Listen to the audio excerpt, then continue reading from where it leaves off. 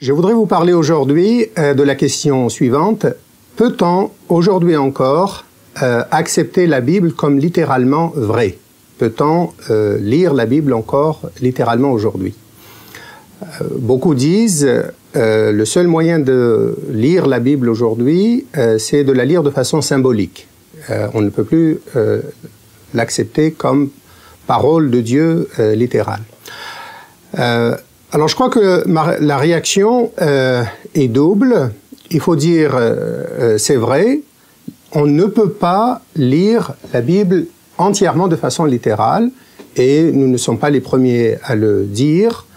Les chrétiens, les théologiens, dans l'Église et à l'extérieur aussi de l'Église, on a toujours vu dès le début que la Bible est rédigée selon plusieurs genres littéraires qui comprennent la poésie, les symboles, les récits fictifs. Le message de Jésus est en grande partie dit en récits fictifs, dans ces récits fictifs que sont les paraboles. L'Apocalypse regorge de symboles. Jésus-Christ est présenté comme un agneau qui est presque comme immolé et comme aussi le lion.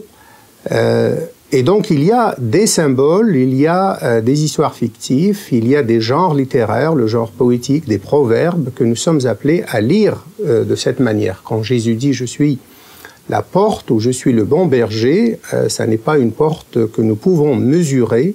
Il veut dire bien sûr par là qu'il est le moyen, son œuvre et son message sont le moyen pour nous d'avoir accès à Dieu. Et cependant, il y a une autre question, ou il y a un autre aspect plutôt, où la Bible doit être lue de façon littérale. C'est-à-dire que la Bible nous parle de choses qui sont vraies. Elle nous parle de Dieu, de son existence, de la création. Elle nous parle de Jésus, de sa mort, de sa résurrection, de son retour. Elle nous parle de la fin de notre cadre spatio-temporel. Et dans ces choses bien interprétées, la Bible dit vrai. Et nous sommes appelés à recevoir ces propositions comme des propositions qui sont tout à fait vraies. En particulier, il y a le message de Dieu qui agit dans le monde pour le transformer et pour le mener en fait jusqu'à une nouvelle création qui sera totalement débarrassée du mal. Et cette affirmation aussi, nous sommes invités à la recevoir comme étant vraie.